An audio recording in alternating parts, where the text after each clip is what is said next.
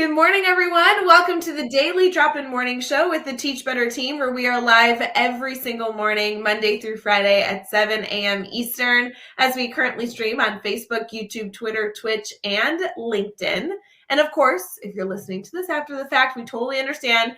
We appreciate those of you who've chosen to subscribe and rate and review the Teach Better Talk podcast as a way to catch the show after the fact. As we get started here, we have a whole lot in store. It's Wednesday, so there's a lot going on. Erin is here with us. We have a good news article. We have our new theme for the week. And of course, we will have recommendations for you, which we love to do every single Wednesday. Please go get your coffee ready. Make sure your space is set for you to be successful getting ready for your day, and obviously listening and commenting as needed. And let's get into it.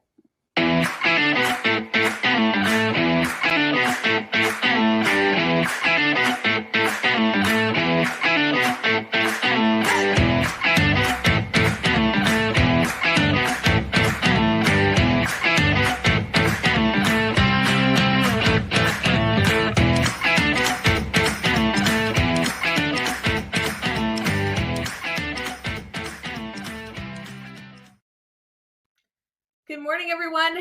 Happy Wednesday. We have Erin with us. Erin, how are you this morning? Great. How are you doing today? Good. We are going to have such good conversation. I'm so excited to kind of bring you into the Teach Better family, because we connected a few months ago via, I believe it was Dave Schmittou. And now obviously you're live and you choose to tune in to Daily Drop-In all the time. We see you in the comments. Now you're actually live on camera with us. So tell us a little about yourself. Well, I am a busy mom of 3 very energetic children, and I have been teaching elementary for almost 20 years. And just recently, in the past 2 years, made a move to Michigan.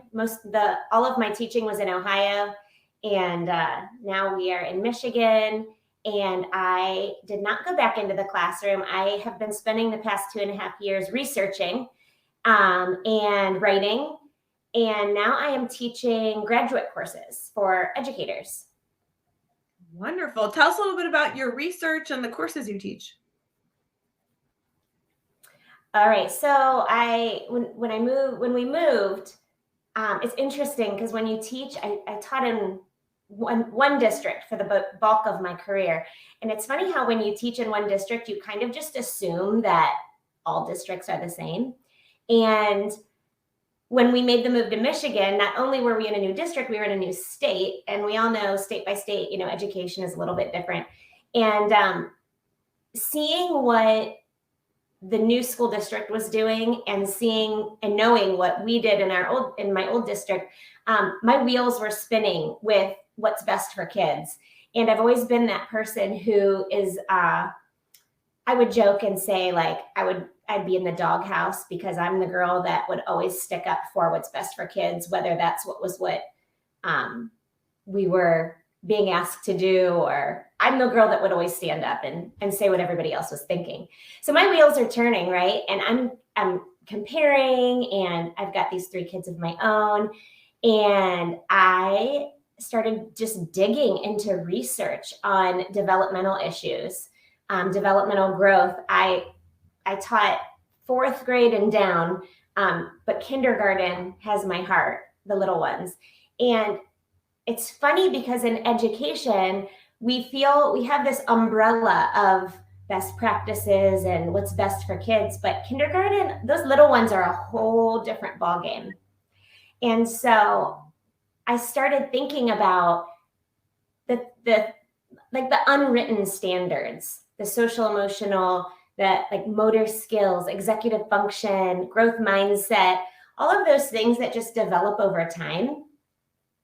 And I just started researching, what is it? Why is it important? And what are practical strategies to teach those things?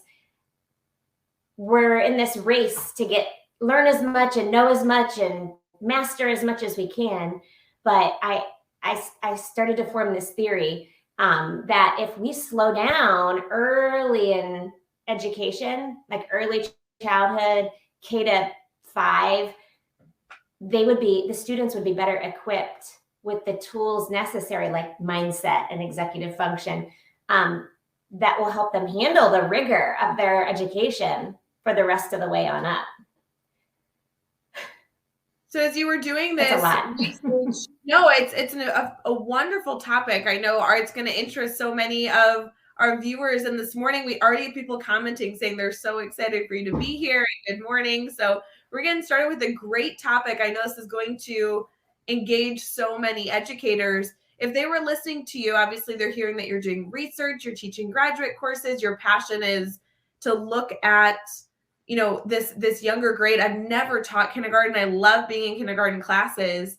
What have you been able to do with this finding? Are you still in a research phase? Are you sharing what you have found with others? How does that work in terms of your role currently?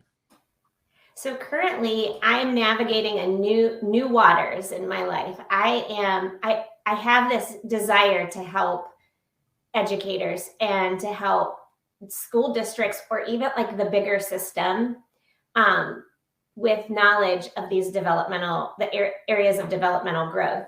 And so right now I have just published a book called Slow Down, Children Are Learning. And it just March 1st, it is available on Amazon. And I don't know where it's going to go or what I'm going to do with it, but I'm hoping it makes an impact on a larger scale. And the thing is, in the book, it's just practical strategies that you can just slide into what you already do. Like, teachers are so overwhelmed right now, more than ever. We hear all the time some of the greatest teachers leaving the field. And the last thing they want to hear is, oh, here, and do this, add this to your plate. So the book is filled with just simple, practical strategies, a lot of which many educators already do. But it's a nice reminder that the research backs the practice. So that there is a reason for doing some of these things that maybe over time we feel have become less meaningful, but are so important. I'm so excited to dive further into this during our Brainstorm Bank segment. I know that so many of us here listening on the Daily Drop-In love those tactical and strategic takeaways that we can, hear in the morning and maybe implement later that day or implement later that week. And I'm so excited to be able to bring some of these insights to our crew, and then also be able to share on the book and everything else as we dive further in. But March 1st, you just launched a book. Holy moly, that means that you were in a whirlwind space getting that already. Tell us a little bit about what it was like to write a book and then actually see it come to fruition, because there's so many of us here in this community that have either had that experience or have aspirations to go and do that. So tell us a little bit of that personal side. How was it writing a book? Well, Ray, it's interesting because it's something I've never done. And honestly, it's not anything that I ever set out to do. When we moved to Michigan, I thought I was going to just love being a stay-at-home mom and having this new role. But my wheels did not stop. I need cognitive, I need to be like working. And I was up through the night, like making lists and creating webs. And then I would have moments where I'm like, Erin, why are you doing this? It's like, you're not in the classroom right now. Why are you doing this? But I couldn't stop. So I started thinking, I need to do something with this. And that's when my webs turned into paragraphs, just like when you're teaching writing to fourth graders. Your webs turn into paragraphs and your paragraphs turn into chapters. And I don't know if it was the right process, but I just kept writing. So I set tiny goals. And once I realized that I was going to do this and I had the research, I set monthly goals, and then broke them down into weekly goals. And I would get up before my kids and I would write. And then as soon as they were awake, we'd manage them and getting them off to school or whatever. And it probably took me a year to finish the writing. And then at that point I thought, yay, it's done. We just have to figure out how to turn it into a book, not even realizing the design and all that goes into the internal insides of the book, So then that process probably took another year and a half. So it's out there now, and I don't know if my process is the right process, but it just kind of happened. I know that there's so many things that we're going to talk about in the show, but because I know writing a book is something that many people in our community have shared might be a long-term dream. Do you have like one takeaway, one strategy that you're like, I don't know that I did everything right, but this is one thing that really helped me in the process? Did you feel like there was something, either a move you made, a choice you made, a strategy you approached where you were like, this was helpful? Yeah, so I watched a ton of YouTube videos on like how to write a book, what to do. I read a ton of books as I was writing, and it was like I was doing research on the process of writing at the same time as I was doing, like, as I went.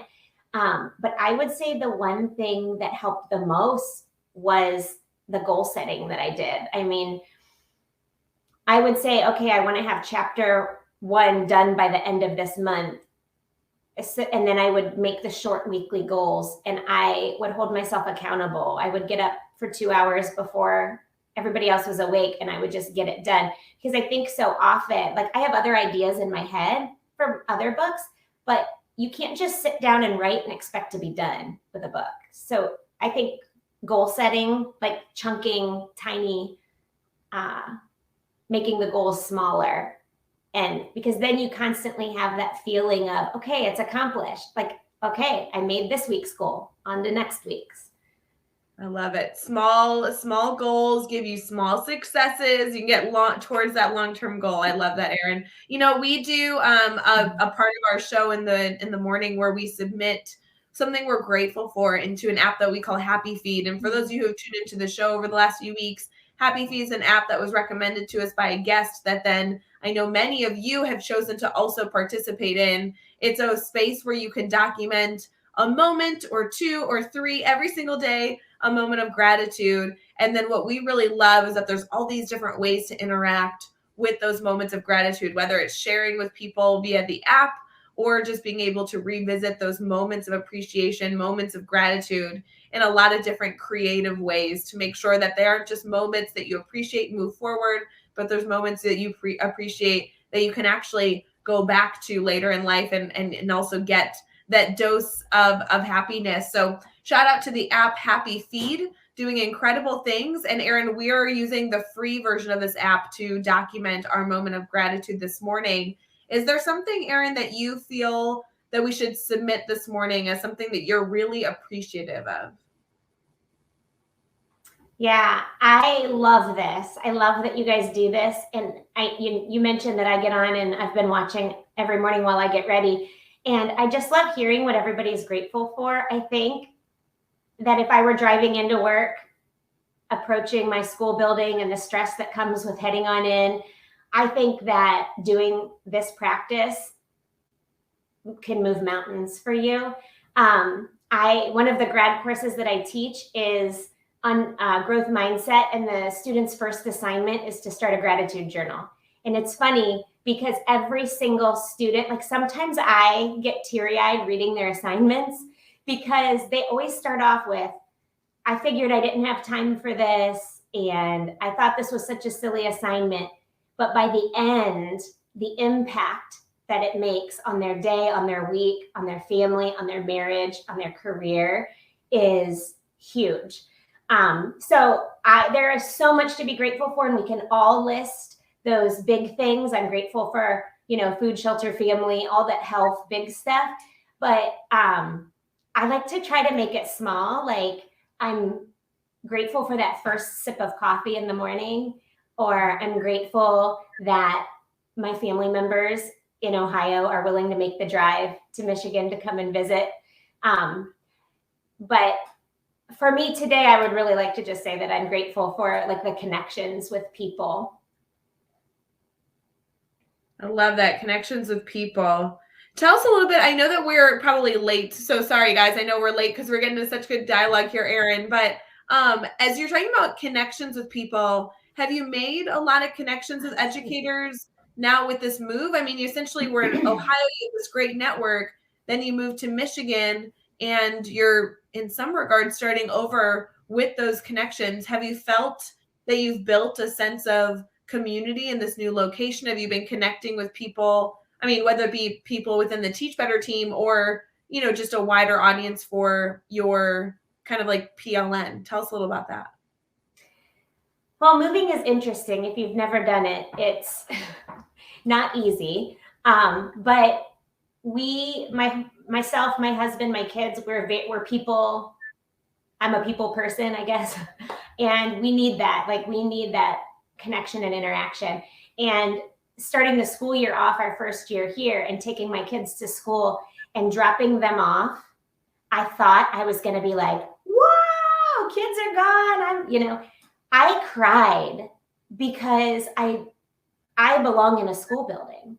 And my husband was like, they'll be fine. I'm like, I'm not crying for them. I'm crying for me. Like, I'm supposed to be in the building welcoming kids, and then the teachers talk. Just having that parent perspective is so different. Like, they don't know who I am. They don't know what I know. And yeah, I have. So I started substitute teaching, to be honest. I sub when I want. I don't sub when I don't want. But I have made a lot of connections through subbing. And then, craziest thing, my connection with you guys in the Teach Better team came through a connection that I have with another teacher who left the field 7 years ago, who's now a Beachbody coach. So she's my Beachbody coach. She knows Dave. She introduced me to Dave, who introduced me to you, and here we are. So I have made connections. I've made connections with people in all different areas. But it takes a while to make those connections be like deep connections rather than just like surface friendships, So that comes with time. Absolutely does. Yeah. And I loved connecting with you via Dave. It was not only an opportunity for me to learn more about you, but also connect you to other members within our Teach Better community. I know Brad is giving you a shout out saying that you're going to be featured this month on his blog and podcast, which is so exciting. And obviously there's a few other friends that we've been able to add into your PLN, which is so wonderful. So I'm so glad that you've committed to really growing that diverse network, whether it be in Michigan, but also across our country, across North America, across the world.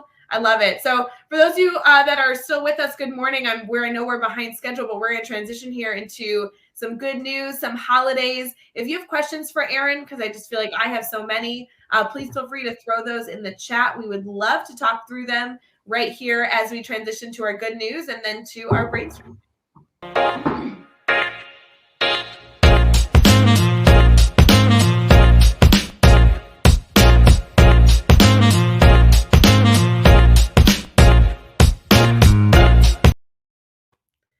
Good morning, everybody. We are here to do so many different things out here on the Daily Drop-In. We've had some great dialogue so far. If you are just tuning in right now, good morning, and you've missed parts, so don't forget to go back and listen.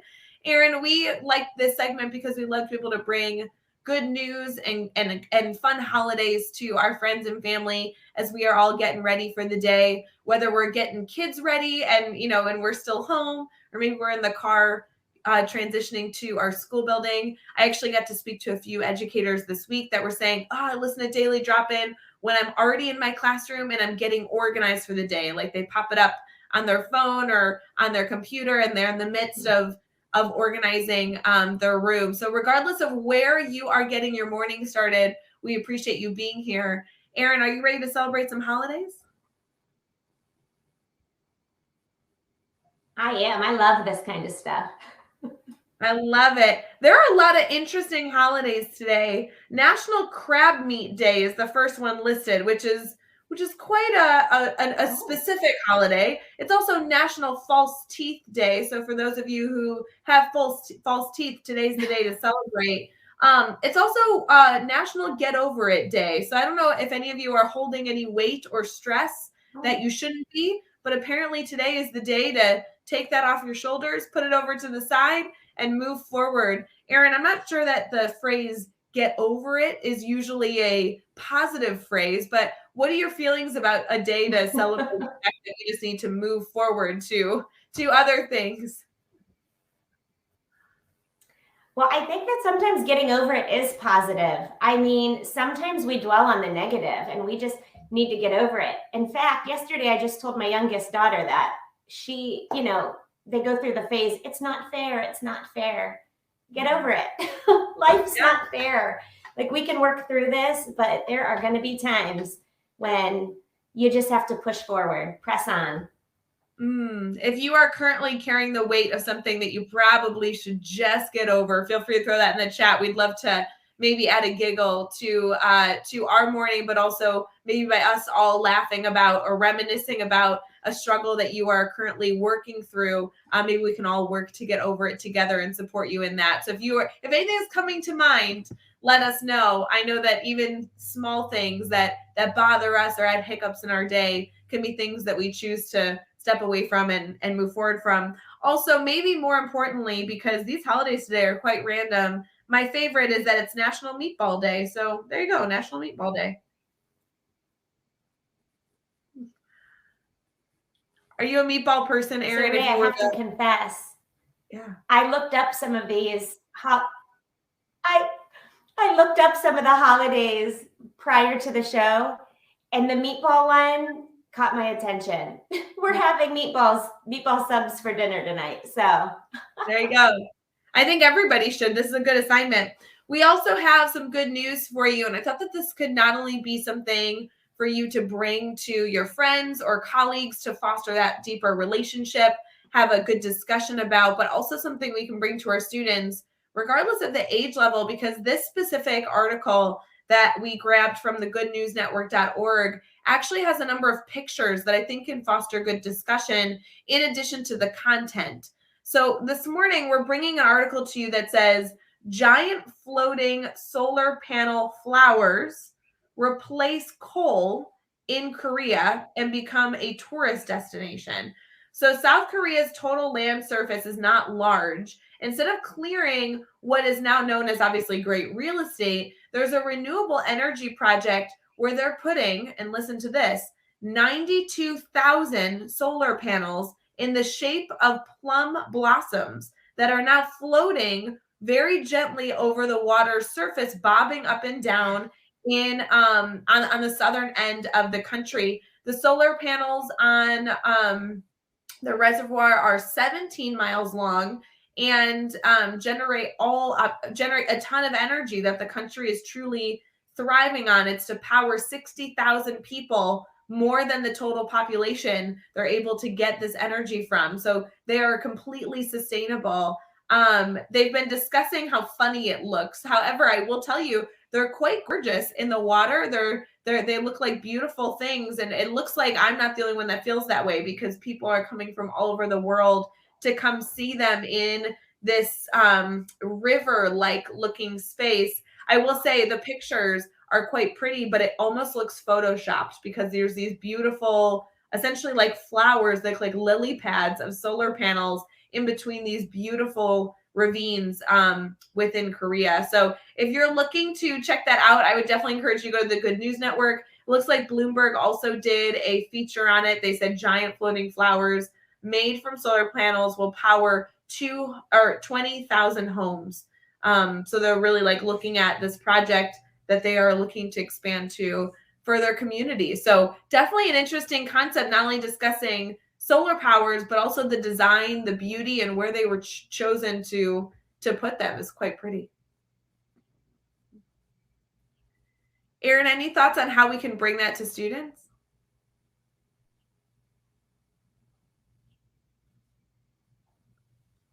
Can you hear us all right? I'm sorry, you were cutting out. Did you ask a question? Yeah, I said, any thoughts on how we can bring that idea to students? I know our connection looks like it's gotten a little tricky.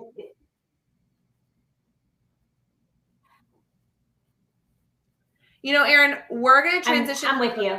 Yeah, I think all of these good news stories.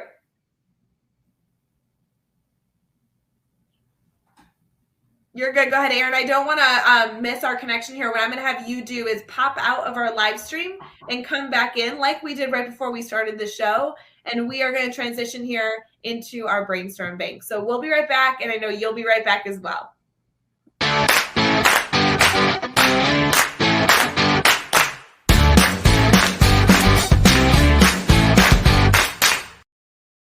Hey friends, good morning. We know that Erin will be back here in just a second as we are figuring out that connection piece, but she has a whole lot to share. So as we're transitioning her into the show, looks like she'll be here in just a few moments.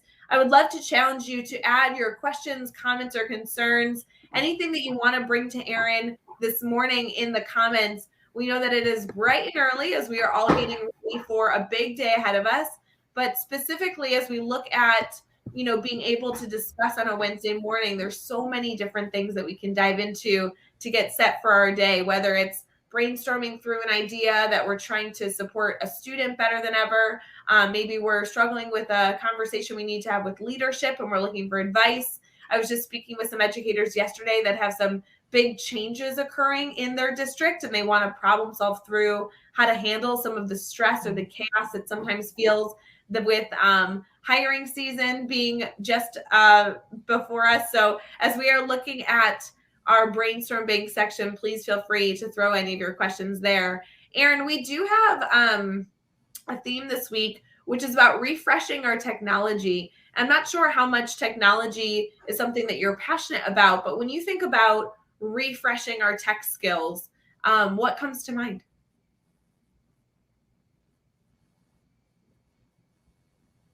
Well, with technology, I have a love-hate relationship. With as far as teaching, like in my kindergarten classroom, I felt like at the time technology was being a little bit pushed too much on the little ones. And I think sometimes we need to keep in mind what's developmentally appropriate and what gets us the best. I think in regards to like data and assessments, I think technology makes it so easy to collect the information that we want to collect. But with technology and kindergartners, even first graders, sometimes it's not the best data because they're not, able to use it as well as like a middle schooler or a high schooler. Not to say they shouldn't be on it, obviously, because I think as long as we're using the technology to create things and not just to get them log on and have them be busy, right? Which I think a lot of times can be difficult. So I think there's just so much in the early years that is important that we can do without that technology. I think at home they're on technology all the time. And I listened to the gal that was on yesterday, and I loved what she said about taking the standards and using the technology to support that. So it's kind of a pet peeve of mine when teachers just let them have tech time just to let them have tech time, where instead you could be really utilizing good tech to teach the standards.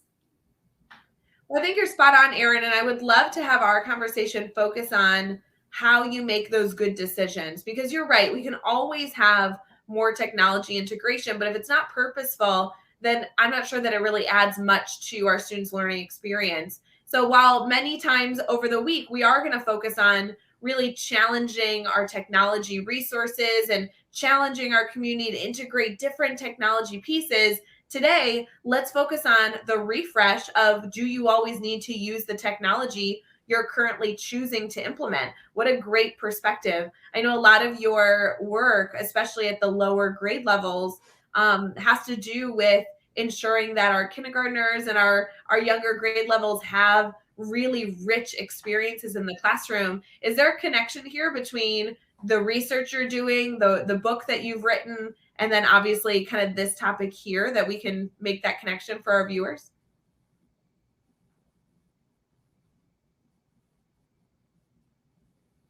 Well, a big part of my book of Slow Down, Children Are Learning is that we need to make sure that we're not just rushing through curriculum and that we're making learning meaningful, and so that these students can create an organic love for learning. And tech does play a big role in that. Kids love tech. And so I do think that it's necessary and that it's good. I just have this pet peeve of just logging kids on just to have them work quietly.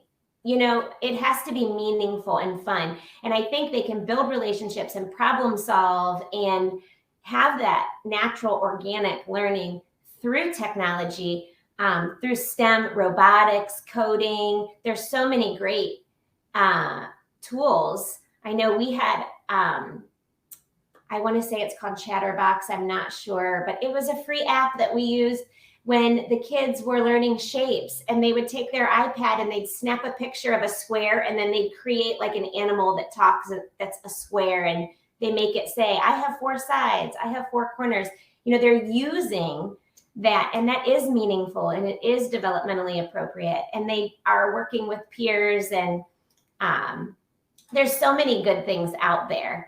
I just think that as a refresh, we need to remind ourselves that human interaction and relationships and hands-on learning can be done using these great tools in technology. You know, Erin, you have been able to share so many different tips and tricks with us thus far. If you are reflecting on your book, I know everyone's going to go over to Amazon and go grab that after learning from you this morning. What do you feel like is a major takeaway from your book? Something that maybe we can provide our viewers this morning as a simple concept to consider and chew on, or as an idea they can truly go implement. What do you think is a valuable takeaway that we can kind of get excited about this morning from your book?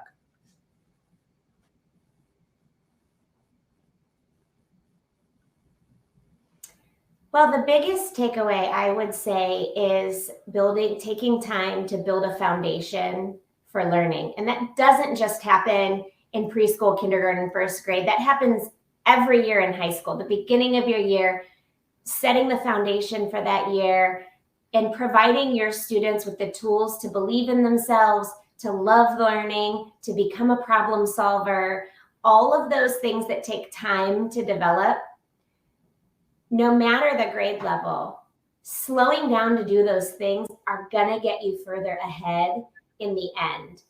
And I know we're all overwhelmed as educators right now, and I know that there are students in every class that are difficult, but we still have to slow down and take time to get to know them and to love them and to give them the things that they need in order to learn in the best way that they can, and for us to help them discover who they are as a learner and what they're meant to do and what they're meant to be. Which is so important. I mean, I think that is something that we can all strive to improve on, especially this week, taking on that challenge to be something that we can really focus on. If you were, if we have viewers that are just tuning in for this one moment and they weren't able to see anything else in the show, can you give us one soapbox moment? What's one takeaway that you want all teachers to truly consider and choose to be an active part of the solution for? What is something that you're so passionate about that you want to make sure they hear this morning from you?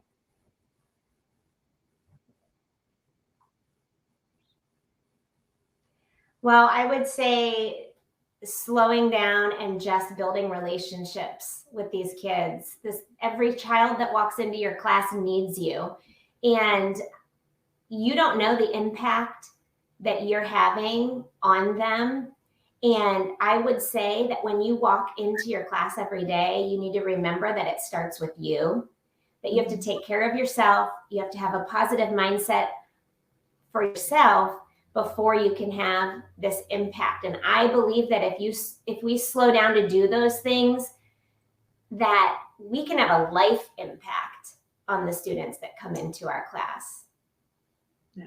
No, it's so important. Erin, we're going to transition here into some recommendations we love, which is a segment that we only get to do on Wednesdays where we're able to recommend next steps, resources, and things to help us be successful. Before we do that, I do want to add a little tidbit, and I'm going to try and be cognizant of the fact that I heard this story from another educator, and I would hate to reveal too many details without permission, but I was speaking with an educator yesterday who shared that they had one of those dream teacher moments, those moments that we all wish for, hope for, and are eager to have in our career.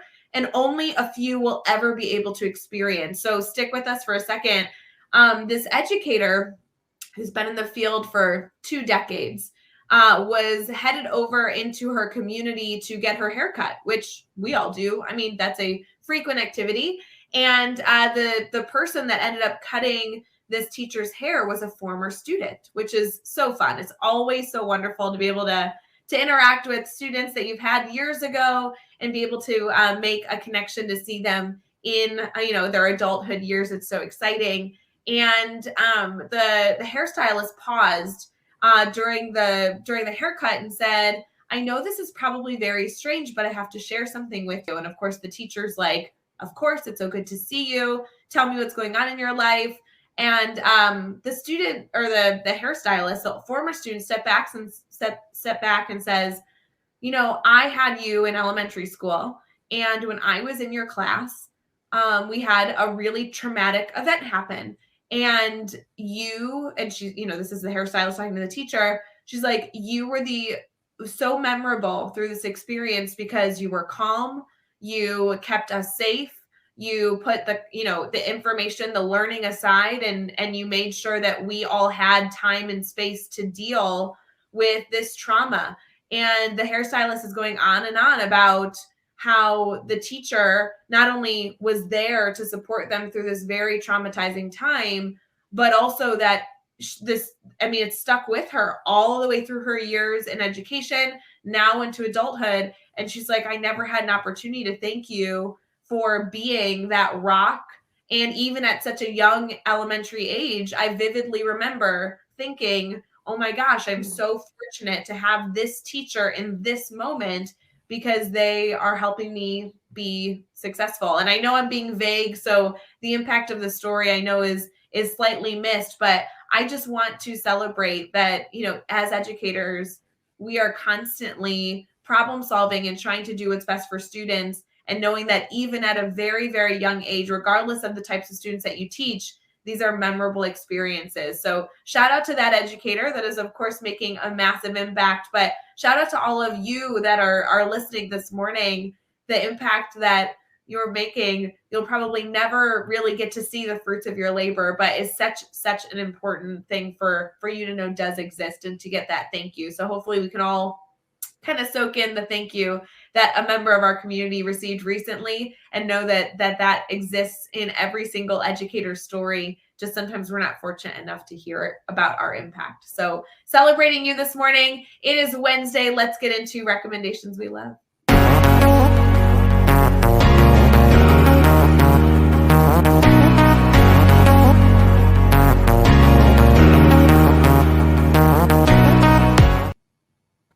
All right, Erin, this is a time where we like to provide recommendations. I have a good book that I want to recommend, but can you share with us resources that have dramatically impacted you and your success that maybe we can challenge our listeners, that if those topics interest them, they might want to explore further?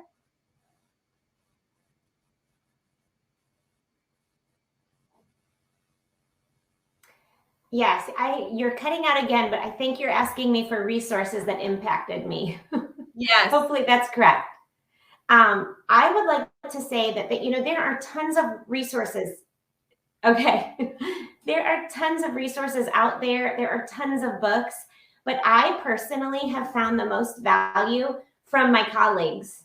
I had the opportunity to teach in an inclusion setting and working.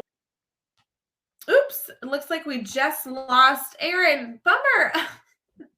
Oh, I know technology is so tricky. I will give a shout out. I really love that her story thus far was about the value of a connection, the value of collaborating, building a PLN, and making those connections with people. It looks like she's popping in now. I'd love to continue to hear her thoughts on the value of connecting with other people in addition to resources. Erin.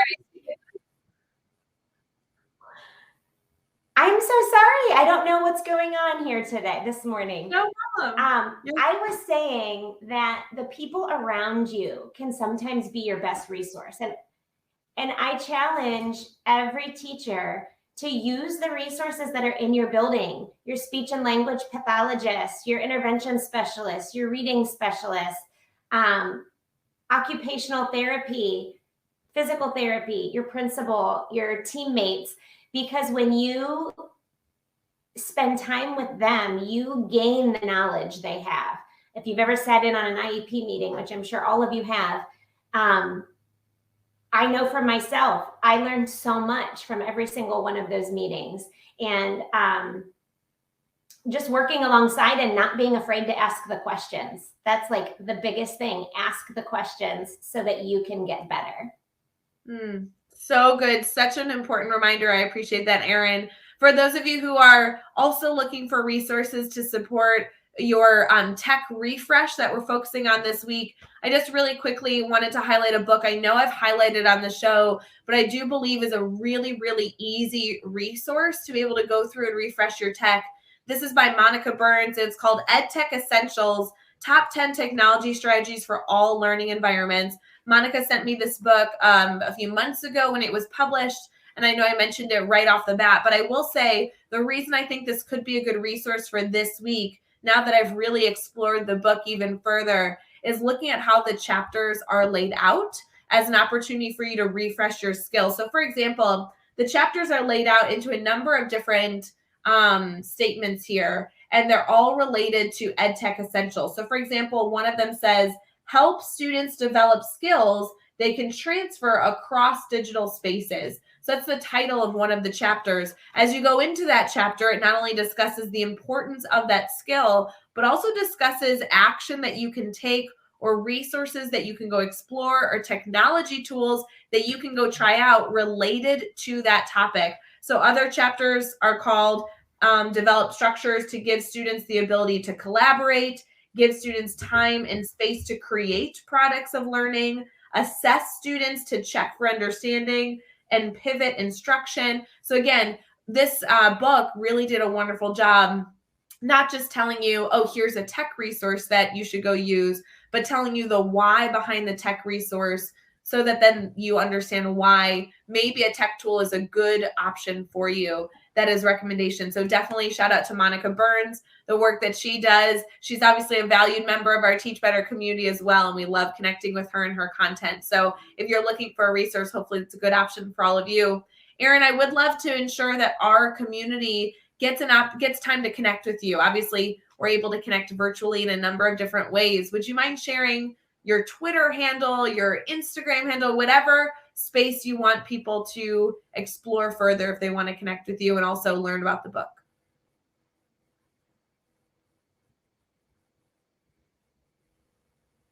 Yeah, so I am on Facebook and Instagram. My handle is Be Their Difference.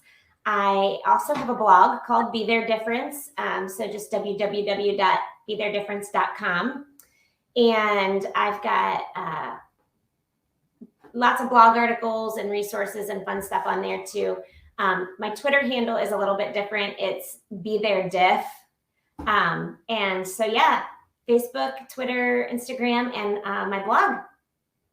I love it. So good. I hope all of you choose to go connect with Erin. Like we said earlier in the show, I connected with Erin just a few months ago. We've been able to have such good dialogue and continue to foster connections between ourselves as educators, but ourselves as friends as well. And we'd love to ensure that you too are adding people to your network. Erin, thank you so much for power through all these tech resources and struggles with us, but it was wonderful to have you share your story. For those of you that are here with us this morning, we appreciate you. We hope you have a wonderful day. And of course, if you're listening after the fact, we hope that your day was too very, very wonderful. If you need anything, please feel free to reach out and enjoy your last few sips of coffee as we head into Wednesday, March 9th. Thank you so much, friends. See you later.